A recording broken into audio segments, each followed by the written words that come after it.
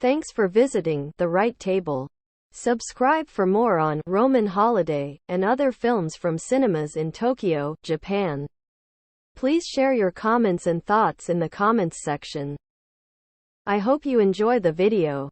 Now, let's go.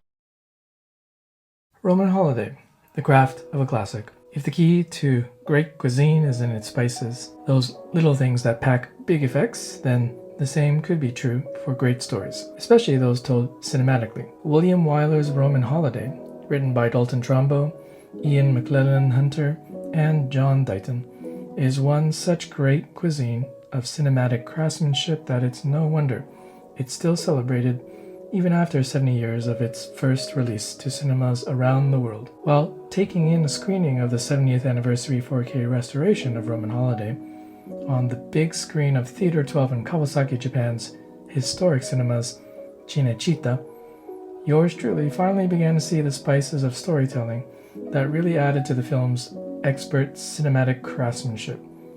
And if yours truly is right about this, it is something to keep in mind whenever writing or telling your own stories. Like it's been said throughout time immemorial, it's the little things that add up and have the biggest effects. To keep this video from taking up too much time, 3 scenes from Roman Holiday will be used to illustrate what the film does well.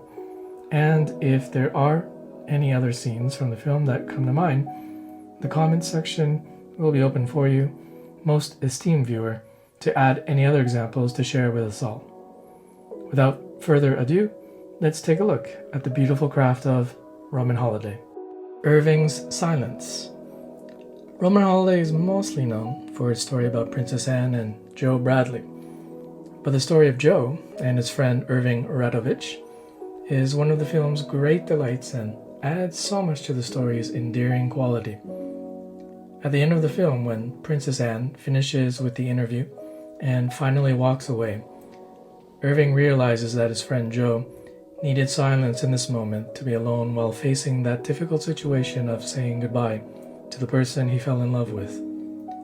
It's a gesture of care, friendship, and deep empathy that ultimately transcends words and is beautifully executed by 2 great actors such as Gregory Peck and Eddie Albert.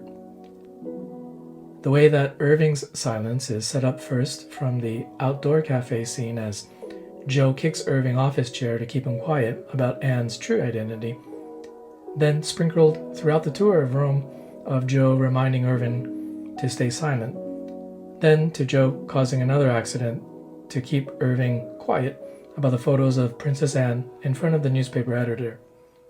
Then, finally to the end of the film, in the scene where all of this repetition progressed to a poignant and touching moment in the embassy, when Irving didn't need to be told to be quiet, but instead having the sense to stay quiet so that his friend could have a moment of peace in a heart-aching, difficult moment. The kiss. The scene of Joe and Anne sharing one last kiss before they must bid each other farewell is a repeated, progressive moment that starts very small in the film and gets progressively bigger in eliciting emotion up to the final kiss between Joe and Anne. A kiss is first introduced in the film between Irving and one of his lady friends, Francesca, at the pivotal outdoor cafe scene of Roman Holiday.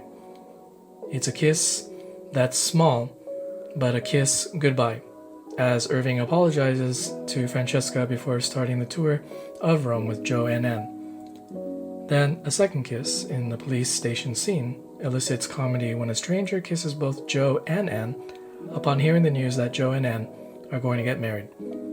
But when the stranger, being caught in the moment, readies to kiss Irving, he stops and just shakes Irving's hands instead of a gesture of congratulations. Then the next kiss in the film is the first kiss between Joe and Anne, which is had at the Tepere River after fighting off the royal guards searching for Anne and catching up to her at the dance by the Castel Sant'Angelo. And finally, the last kiss in Irving's car, when Joe takes Anne back to the embassy.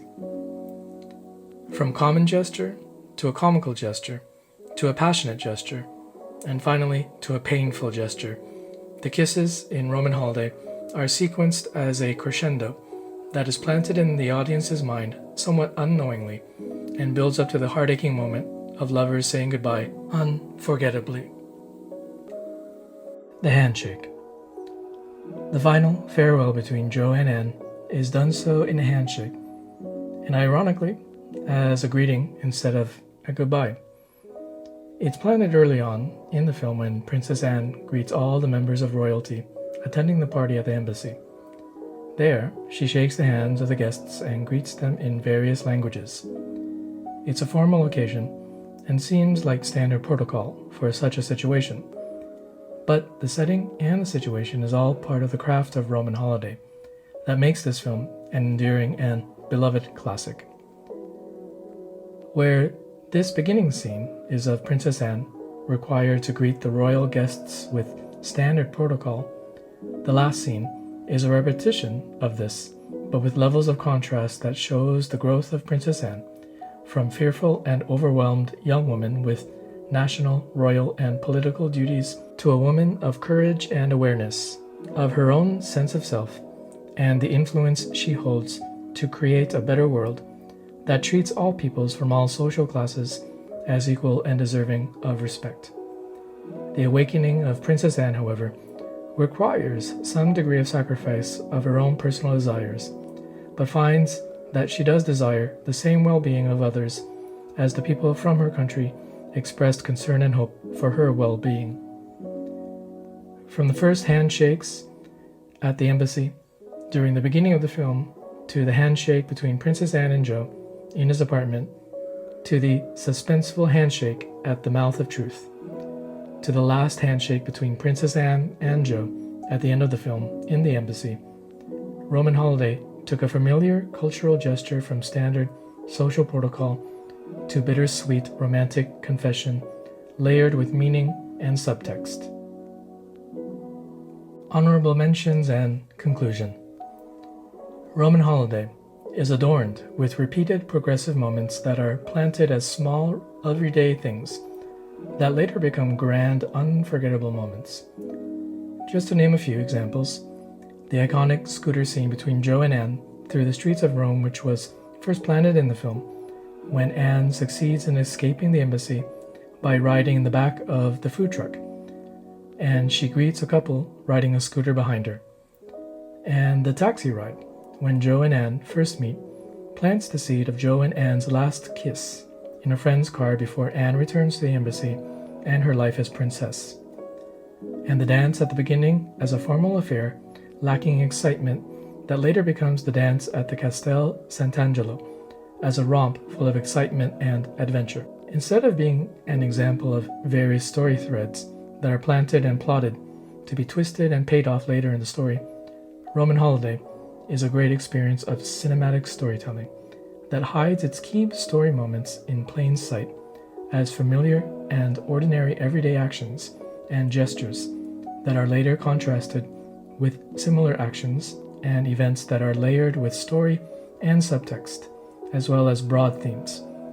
For example, themes of class and culture contrasted through the dance among royalty at the beginning of the film and the dance among common people near the end of the film. As well as being layered with broad themes, scenes are sequenced and constructed in Roman holiday with the layering of the story specific to the characters, like the first handshake that was used as a greeting and the last handshake used as a final farewell between Princess Anne and Joe. Like spices sprinkled on a great dish, Roman holiday is one of the great examples of sprinkling its story with low-key actions and gestures that are actually preparing the audience for key events later on in the story by giving us the main visual as an ordinary action to set up the characters and the world they live in, then repeating the action later, but eliciting an emotion from it rather than just the initial setting up of characters and the world they live in, to a final repetition unleashing the ordinary action in one more moment as it's played out into a memorable event full of meaning that leaves the audience with a lasting impression, as Roman holiday has done for 70 years. Roman holiday in 2023 celebrates its 70th anniversary, and that, I hope, is just its beginning.